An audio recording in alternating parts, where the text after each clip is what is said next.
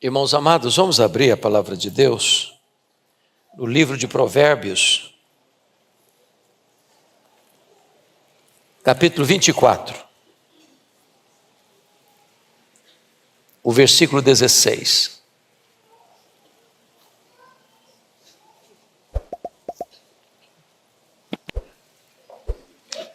Como o texto está na tela, eu peço à igreja para ler comigo, por favor. Porque 7 vezes cairá o justo e se levantará, mas os perversos são derribados pela calamidade. Haddon Robson, talvez a maior autoridade sobre homilética, preparação de sermão deste século, disse que um pregador deveria pregar um sermão tópico, ou seja, sobre um assunto, a cada 10 anos. E terminar de pregar, pedir perdão para Deus. Eu vou correr esse risco nesta noite. Diferentemente daquilo que eu tenho o hábito de fazer, mensagem expositiva, hoje gostaria de tratar de um sermão tópico. E o tema que eu quero abordar é como você pode transformar adversidades em triunfo. Talvez a palavra mais comum, repetida cotidianamente pelo brasileiro, é a palavra crise. Eu estou com 67 anos, acompanho os acontecimentos desde a minha infância e não me lembro de viver um tempo tão turbulento, tão difícil, tão doloroso, tão angustiante. Parece que a crise nos abraça, nos sufoca. E tem hora que parece que você não vê oxigênio no ar. Parece que estamos completamente atordoados por essas crises. Porém, o cristão, o justo, ele não vive governado pelas circunstâncias. O destino da nossa vida não está nas mãos dos poderosos deste século, nem mesmo das circunstâncias à nossa volta, nem mesmo dos sentimentos que às vezes assaltam o nosso coração. A nossa vida está nas mãos do Deus Todo-Poderoso. O apóstolo Paulo, preso em Roma, numa circunstância adversa, afirmou: tudo posso naquele que me fortalece. A circunstância é carrancuda, mas Deus, que nos ama, nos redime e nos protege, é aquele que nos fortalece nas crises da vida. O texto lido diz que o justo cairá 7 vezes e se levantará. Então o salvo não é aquele que não tem lutas, não tem provas, não tem vicissitudes, mas é aquele que, embora envergue por um momento, como o bambu, que o vendaval vem e o leva a beijar o chão, mas ele volta de novo, e ele volta de novo, e ele volta de novo, e ele volta de novo, até 7 vezes. Nós não caminhamos na nossa própria força, nós caminhamos na força do Onipotente. Isso me faz lembrar uma historiazinha engraçada, de um camundongo que pega carona nas costas de um elefante para atravessar uma ponte sobre um grande abismo. E quando o elefante está atravessando, e no meio do abismo, a ponte balança, chacoalha toda. E quando chegam do outro lado, o camundongo voltou para o elefante e disse: rapaz, nós chacoalhamos aquela ponte, hein? Às vezes nós nos sentimos como um camundongo na força de um elefante. A força não é nossa, a força vem de Deus.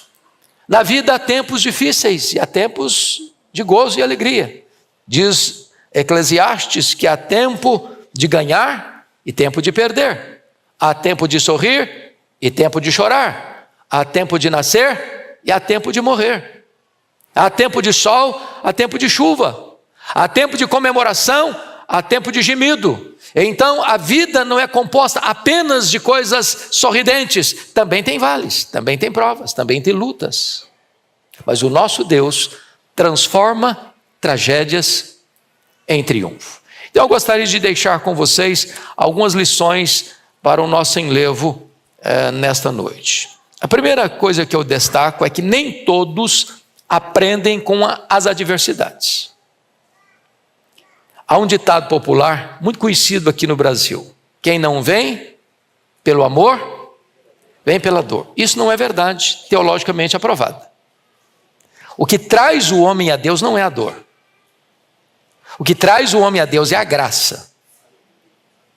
Porque o mesmo sol que amolece a cera endurece o barro. O ímpio, ao sofrer, ele fica mais revoltado ainda. Ele se insurge ainda mais contra Deus. Está lá em Apocalipse que quando o sofrimento aumentou, as pessoas mordiam na língua e blasfemavam contra Deus. Mas se você é um justo, a prova chega, você amolece, você se molda, você é moldado, você é reerguido, você é restaurado. Então isso é um fato. Todas as pessoas enfrentam adversidade. Também é um fato, nem todos aprendem com as adversidades. Judas traiu Jesus, Pedro negou Jesus. Judas cometeu suicídio, Pedro foi restaurado por Jesus. Você olha 10 leprosos, todos são curados. Um retorna com o coração grato, outros se contentam apenas com a cura física e seguem a vida. Eliseu olha para a mesma cena que Geazi. Geazi viu o exército inimigo, Eliseu vê o exército de Deus. Se você é um homem e uma mulher que confia em Deus, você olha a crise e olha quem está por trás, controlando e sustentando a sua vida. Se você não confia em Deus, você se apavora diante da crise e naufraga. Quantas pessoas que, diante das adversidades, jogam a toalha e desistem? Vem à minha mente agora a história de um pastor metodista que escreve o seu primeiro livro, O Poder do Pensamento Positivo, e procura uma editora para publicar. Eu acho que até hoje esse é um problema grave. Toda pessoa que vai escrever seu primeiro livro, via de regra, tem dificuldade de publicar o seu livro. As editoras olham do ponto de vista comercial, elas não querem fazer um contrato de risco, elas não querem enfrentar uma situação de investir numa obra e não saber se essa obra vai dar certo. Então ele escreveu o livro, bateu em várias portas, nenhuma editora se interessou pelo livro. Ele chegou em casa frustrado, jogou os rascunhos do livro no lixo e disse: no lixo vão ficar os meus sonhos de escritor. Dona Ruth, sua mulher, mais crente e mais otimista do que ele, como via de regra as mulheres são, disse: eu acredito nos seus sonhos e vou lutar por eles. Pega o rascunho do lixo, bate em outras portas, encontrou uma editora que se interessou pelo livro. Este livro já vendeu mais de 40 milhões de exemplares. Um dos maiores best-sellers da literatura. Estavam no lixo. Então, se você encontra uma porta fechada, se você encontra uma adversidade, não jogue a toalha, não desista, porque Deus é poderoso para transformar a adversidade em triunfo. Este é o seu Deus, este é o nosso Deus. Me permita ilustrar de uma maneira simples. Havia um homem ébrio, bêbado, que bagunçou a família, desperdiçou os recursos, maltratou a esposa, maltratou os filhos, ele tinha 2 filhos. Esse homem morreu. E um dos filhos seguiu o mesmo caminho do pai, da embriaguez, da vida completamente desregrada, e foi parar na cadeia. O outro irmão dele, teve uma vida de sucesso pessoal, familiar, profissional, muito bem sucedido. Isso levou um repórter a ficar intrigado e fazer uma entrevista com ambos. E quando perguntou ao cara que estava lá na prisão, disse: rapaz, por que você está aqui? Ele respondeu: tendo um pai como eu tive, você acha que eu teria outro destino na vida? Aí foi entrevistar o camarada que foi bem sucedido na vida. Rapaz, como é que você conseguiu ser bem sucedido na vida? Rapaz, tendo um pai como eu tive, eu só tinha uma escolha, é ser diferente dele. é seguir um outro caminho. Eu tinha exemplo dentro de casa que o caminho seguido era tragédia. Então, por favor, ao olhar para as circunstâncias, entenda uma coisa: nem todas as pessoas aprendem com as crises. Mas se você é um justo, ainda que você caia, Deus levanta. Ainda que você caia, Deus levanta. 7 vezes, Deus levanta você. Segundo ponto que eu gostaria de partilhar: mude sua atitude diante das adversidades. Tem muita gente que vê o problema e não vê a solução. Não vai dar certo. Essa tenda não sai. Está muito caro. É muito difícil importar coisa da China. É muito complicado, não vai dar certo. Se você escutar os pessimistas, você não sai do lugar. Você não tem projeto, você não realiza nada. Você não vai para frente. Pensa comigo no Isaac. Ele está numa terra deserta. A terra está passando fome. E diz a Bíblia que ele semeia no deserto e colhe a 100 por 1. Ele entende que Deus pode reverter a situação e transformar um deserto numa terra fértil. Crise é oportunidade. É por isso que quando você encontra Paulo e Silas em Filipos, a circunstância é muito ruim. Eles foram açoitados em praça pública, eles foram humilhados em praça pública, eles foram jogados numa prisão com as costas ensanguentadas, eles foram jogados numa prisão interior, onde não tinha luz, não tinha ar fresco, onde eles tinham seus pés amarrados num tronco, e eles viram aquele cenário tão horroroso, num cenário propício para um culto de adoração a Deus, onde eles cantam e louvam o Senhor, e o milagre acontece dentro daquela cadeia. Então, nem todas as pessoas tem a mesma atitude diante das adversidades. Por exemplo, John Bunyan. Acho que todos vocês já ouviram falar de John Bunyan. Era um evangelista, batista, que pregava em praça pública em Bedford. E não se podia pregar em praça pública. E ele foi pregar em praça pública. E eles o prenderam. E diziam para ele: se você prometer de não pregar mais em praça pública, nós soltamos você. E se vocês me soltarem, eu vou para a praça pregar. E lá da cadeia, ele via sua filha primogênita cega, passando dificuldades, numa prisão imunda. Mas aquela prisão foi o ambiente propício para ele escrever a obra talvez mais lida no mundo depois da Bíblia, O Peregrino, que retrata a peregrinação do servo de Deus, deste mundo de agruras, para as mansões celestiais. Ele olhou para as circunstâncias difíceis com outros olhos. Eu acho que todos vocês que gostam de acompanhar o cenário político, não só do Brasil, mas do mundo, devem se lembrar da história de Richard Nixon. E os biógrafos dele contam que, poucos meses após a sua renúncia, o ex-presidente americano entrou numa depressão profunda, a ponto de ser hospitalizado. E ele estava completamente sem ânimo para viver, completamente arruinado, devastado pela depressão, chegando a dizer: a minha vida acabou, eu não tenho mais razão para viver, eu fracassei, eu envergonhei o meu país, meu nome está na lama. Quando de repente entra uma enfermeira apressada no quarto e diz: presidente, presidente, presidente, abra a janela. E quando ele abriu a janela, havia um avião levando uma faixa enorme com os seguintes dizeres: Senhor presidente, Deus te ama e nós também te amamos. Quem mandou fazer essa faixa e o avião voar de frente à janela foi dona Ruth Graham, esposa de Billy Graham.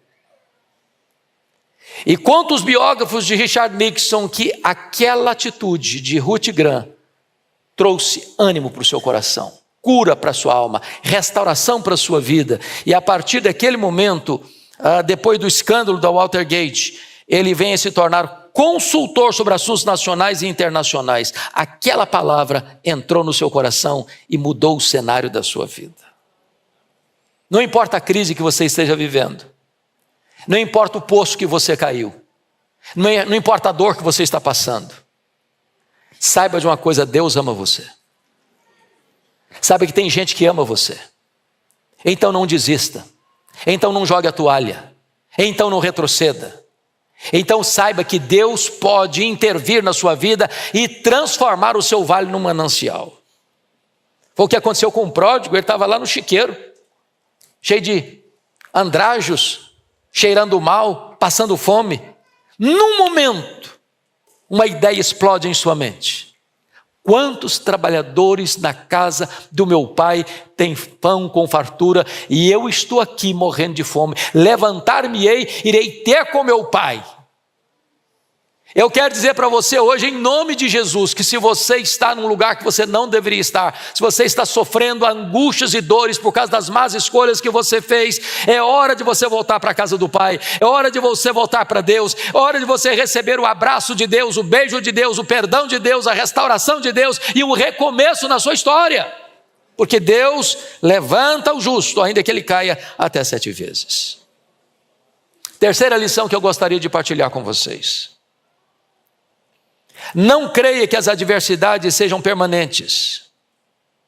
Deus pode mudar a sua história. Às vezes a gente pensa que as adversidades vão durar a vida inteira. E nós não suportaríamos uma viagem todinha de turbulência. Tem hora que tem folga, sabia? Tem hora que tem lenitivo. Tem hora que tem óleo fresco sobre a cabeça. Aliás, quando você está perto de uma grande crise, é porque você está perto de uma grande vitória. Quando você está num vale muito profundo, você está no sopé de uma grande montanha. Então, veja você, algumas histórias bíblicas interessantes. O Abraão está com 99 anos. Deus muda o nome dele de Abrão, grande pai, para Abraão, pai de multidões.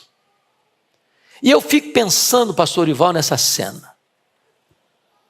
O Abraão passa no lugar e alguém diz: qual é o nome do senhor mesmo? Fosse lá na roça, qual é a graça do senhor mesmo? Eu me chamo pai de uma grande multidão. E aí, quantos filhos o senhor tem? Eu falei: não chegou ainda não, mas vai chegar, vai chegar. Mas o cara está com 99 anos. O seu presente não é o fator decisivo para o seu futuro. Hoje é crise, amanhã a vitória chega. O Moisés foi preparado 40 anos no Egito, em todas as ciências do Egito. E agora esse camarada tem que fugir do Egito. O homem mais poderoso do mundo está procurando-o para matá-lo. E ele vive 40 anos num deserto tosco. O cara mais culto da época, cultura enciclopédica, está correndo atrás de ovelhas, lá no deserto de Midian. Eu acho que Moisés deve ter deitado muitas noites pensando: meu Deus, para que eu estudei tanto? Onde eu vim parar? Meu projeto de libertar meu povo frustrou. 80 anos nas costas. Achou que tinha encerrado a carreira. E na verdade Deus o estava preparando para uma grande missão. Para ser o libertador do seu povo, para ser o legislador de Israel, para ser o intercessor de Israel, para ser o homem que haveria de guiar a nação pelos desertos tórridos daquela região. Entenda uma coisa: Deus pode mudar o cenário, porque as adversidades não são permanentes. Eu fico pensando, presbítero Daniel, presbítero Milton, que quando Paulo foi levado, depois de ser rejeitado em Jerusalém, para Tarso, para a casa dele, de volta para a terra dele, ele ficou lá quanto tempo? 10 anos, no molho, no anonimato, no esquecimento. Quem sabe algumas dúvidas entraram no coração dele, algumas perguntas chegaram à mente dele: meu Deus, será que é isso? Será que os sonhos acabaram? 10 anos sem holofotes para um cara que sonhava ser líder.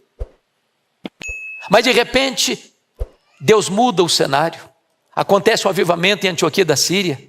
O Barnabé vai para lá, lembra dele, vai e o apanha, o leva para Antioquia, e a partir daí a história não só de Paulo muda, a história da igreja muda, a história das nações muda, a história da missiologia muda, porque as crises não são permanentes.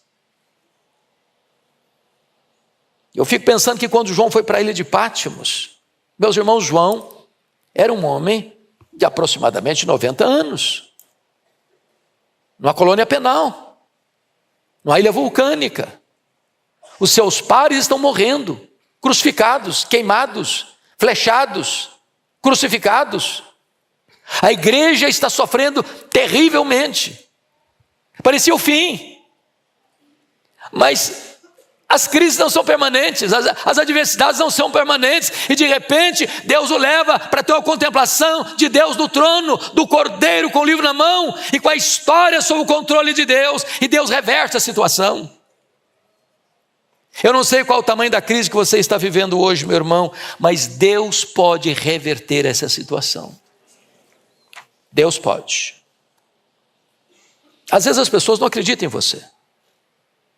Às vezes as pessoas olham para você e acham que você nunca vai conseguir. Carimbam você. Me permita aqui um dado muito curioso que saiu na revista Time em abril de 1986. O artigo publicado tinha o título Homens sem perspectiva de futuro. Primeiro nome da lista, Beethoven. Esse jovem tem uma maneira estranha de manusear o violino. Prefere tocar suas próprias canções ao invés de aprimorar suas técnicas. Seu professor o qualificou sem esperança como compositor. Ludwig van Beethoven, um dos maiores músicos da história. Segundo nome da lista, Walt Disney. Foi despedido por um editor de um jornal por falta de criatividade. Walt Disney foi à falência várias vezes. E hoje ninguém precisa falar do sucesso do seu empreendimento. Não estou entrando no mérito aí se é bom ou ruim, não. Thomas Alva Edison. Seu professor disse que ele era muito estúpido para aprender qualquer coisa. Mas ele se tornou o maior cientista de todos os tempos. Albert Einstein. Sua tese de doutorado em Bonn foi considerada irrelevante e sofisticada.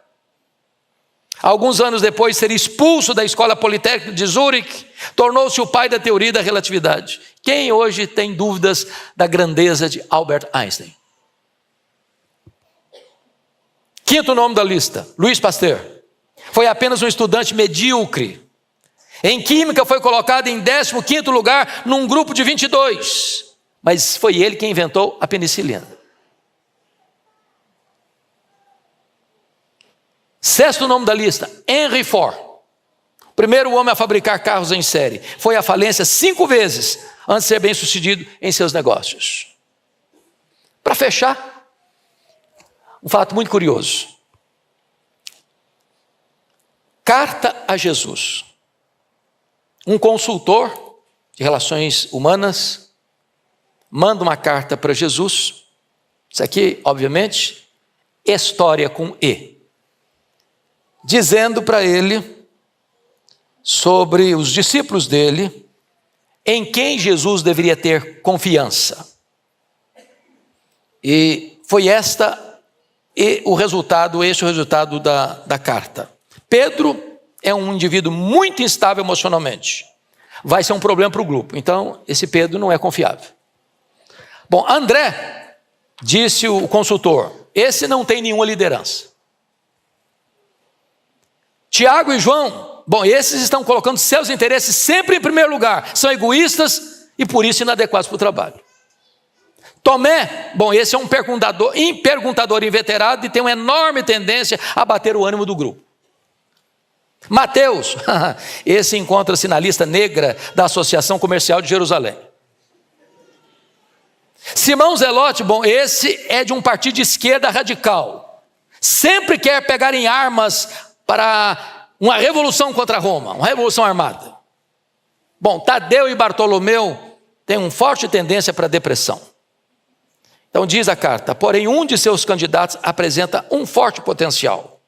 Ele é um homem hábil, se relaciona bem com as pessoas, tem uma mente muito imaginativa, tem os contatos certos nos lugares certos, é inteligente, é ambicioso, é responsável e, portanto, essa consultoria tem o prazer de lhe recomendar Judas Iscariotes como seu homem de confiança e seu braço direito.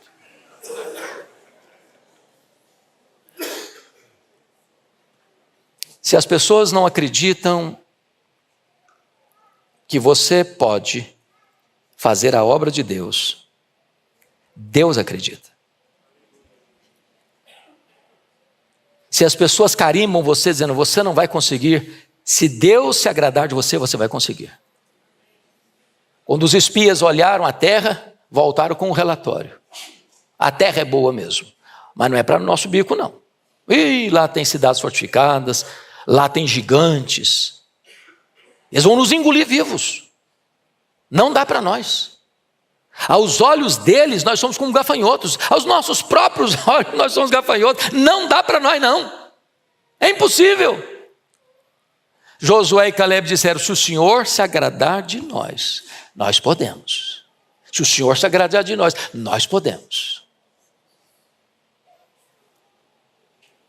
Quarta lição que eu gostaria de partilhar. Nós devemos aprender com as adversidades. Preste atenção nisso. Porque as adversidades podem ser as nossas pedagogas. Então vamos pensar nisso. Veja comigo. Davi disse no Salmo 119, versículo 71, foi-me bom ter passado pela aflição para que eu aprendesse os teus decretos. Irmãos, a gente aprende mais numa casa de funeral do que numa casa de festa. As maiores lições da vida não são aprendidas em dias de celebração, são aprendidas no dia do choro. Às vezes é no sofrimento que a gente aprende as maiores lições da vida. E Davi está dizendo isso. O apóstolo Paulo, estando preso em Roma, depois de ter enfrentado tantas agruras nas suas viagens missionárias, preso aqui, açoitado com varas acolá, apedrejado ali, acusado acolá, ele vai olhar esse cenário e dizer, meus irmãos, eu quero que vocês saibam que as coisas que me aconteceram têm antes contribuído para o progresso do Evangelho. Ou seja, aprenda, meu amado irmão, com as adversidades. Em vez de você ficar endurecido, seja moldado por Deus nessas dificuldades. Segundo ponto, na adversidade olhe para Jesus e prossiga em vez de ficar desanimado. Tem hora que você fica desanimado? Aqui para nós. Tem hora que você diz, eu acho que eu vou dar uma parada. Estou fazendo o meu melhor, só estou levando burdoada na cabeça. Tem hora que você está de tanque vazio. Tem hora que você está andando na reserva. O que você vai fazer? O apóstolo Paulo, na carta aos Filipenses, diz, uma coisa eu faço, esquecendo-me das coisas que para trás ficam, prossigo para o alvo, avanço, para o prêmio da soberana vocação de Deus em Cristo Jesus. Pare de ficar olhando demais para as lentes do retrovisor. Põe os seus olhos em Jesus. E caminhe para frente.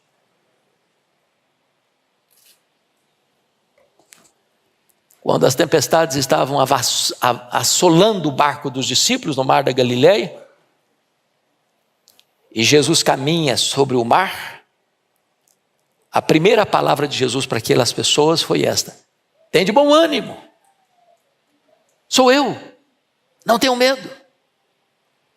Tem hora, meu irmão, que a sensação que a gente tem é de prostração. Jogar a toalha, entregar os pontos, não lutar mais. Mas o Senhor Jesus está aqui nesta noite dizendo para você, tenha bom ânimo. Eu estou aqui. Tenha medo não.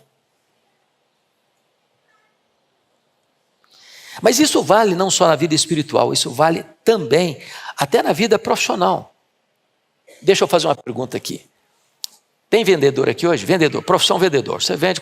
Ok. Beleza. Então escuta essa aqui. Estudo realizado pela National Retail Dry Goods Association. Ele chegou à seguinte conclusão. 48% de todos os vendedores fazem a primeira tentativa de vender e param. Não deu certo, o cara não quis. Bom, se não quis, você não vai vender porque não quer. 48%.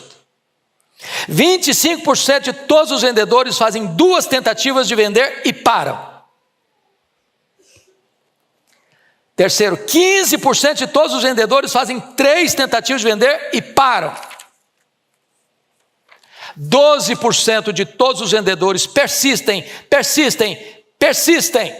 12% de todos os vendedores realizam 80% de todas as vendas que são realizadas.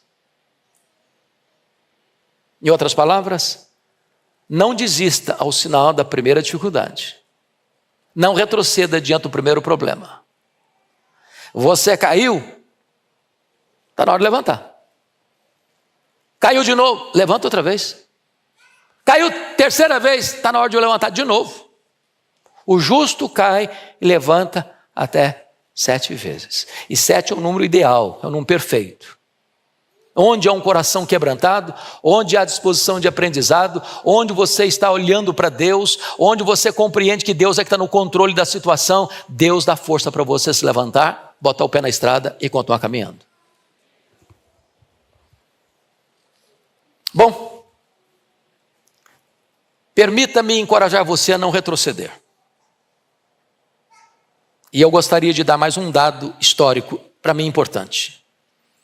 Eu digo importante porque eu amo política desde a minha infância. Acho que vocês todos sabem que meu grande sonho de juventude era ser político e advogado. Até que Deus me chamou para o ministério, eu desisti. Mas acompanho o político com muito interesse até hoje. E sofro demais por isso.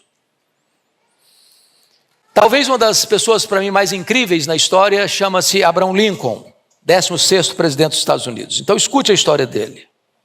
Hoje Lincoln é tão conhecido que o nome dele é comemorado nas ruas, em avenidas, em bancos, em carros, em universidades.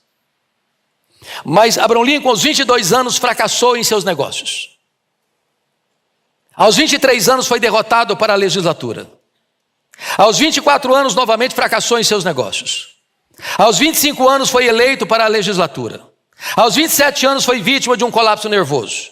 Aos 29 anos foi derrotado à candidatura de presidente da Câmara. Aos 31 anos foi derrotado no colégio eleitoral. Aos 39 anos foi derrotado na sua candidatura ao Congresso. Aos 46 anos foi derrotado na sua candidatura ao Senado. Aos 47 foi derrotado na sua candidatura à vice-presidência. Aos 49 anos foi derrotado na sua candidatura ao Senado. Aos 51 anos foi eleito presidente dos Estados Unidos da América, o maior presidente da história até hoje. Eu não sei se eu fosse candidato com tanta derrota, se eu continuaria. Não jogue a toalha em nome de Jesus. Não desista. Deus é poderoso, meu irmão, minha irmã, para transformar os nossos vales áridos em mananciais. Está lá no Salmo 84. E eu queria, para terminar, citar 3 exemplos.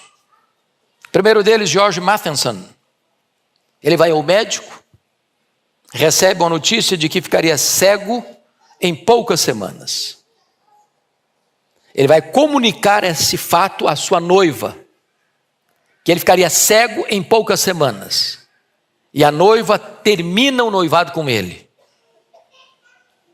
Em vez de naufragar no vale da dor, ele começa a compor. E escreve o hino que você e eu cantamos até hoje. Amor, que por amor desceste, amor, que por amor morreste, ó quanta dor não padeceste, minha alma vieste resgatar e meu amor ganhar. Eu não vou fazer igual o pastor Orival, porque poucos dias aqui ele fez um solo aqui, eu estava acompanhando e falei, Orival como cantor é um bom pregador. Eu acho que eu sou pior do que ele como cantor. Mas entenda que você pode transformar o vale num manancial. Esse hino de Matheson tem abençoado milhões e milhões de pessoas até hoje. Segundo exemplo, Louis Braille ficou cego na infância. Foi levado para um instituto de cegos. Depois de jovem, criou o sistema de leitura Braille, propiciando aos cegos a possibilidade da leitura e do conhecimento. Ele poderia ter fundado na cegueira e dizer, acabou a minha vida. Mas ele usa aquela realidade para se tornar uma bênção para o mundo. E finalmente, Fanny Crosby. Fanny Crosby é a maior compositora cristã de todos os tempos. Essa mulher viveu 92 anos. Essa mulher ficou cega na 6ª semana de vida, por um erro médico. Essa mulher compôs mais de 4.000 hinos. Essa mulher cantou basicamente todos os seus hinos de cor. E todos nós cantamos os hinos que ela compôs. Que segurança tem em Jesus. A Deus demos glória por seu grande amor. Quer estar ao pé da cruz, que é tão rica fonte. Ela transformou um vale num manancial. Então, permita dizer a vocês que Deus pode mudar a nossa sorte. A crise não é permanente. Se você cair, Deus levanta você.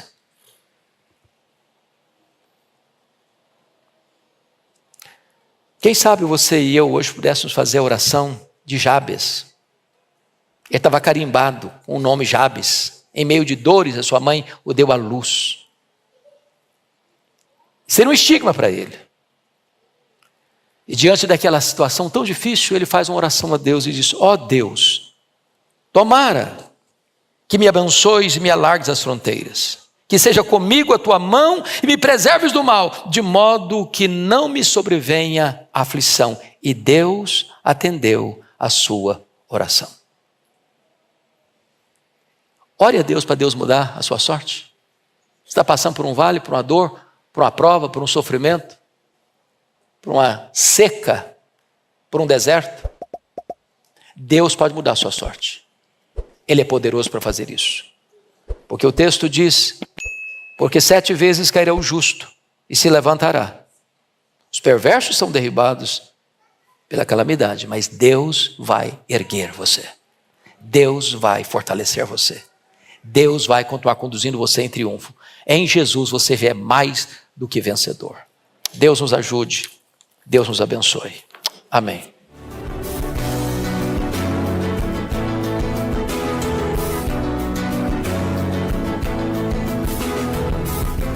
Palavra da Verdade, com Hernandes Dias Lopes.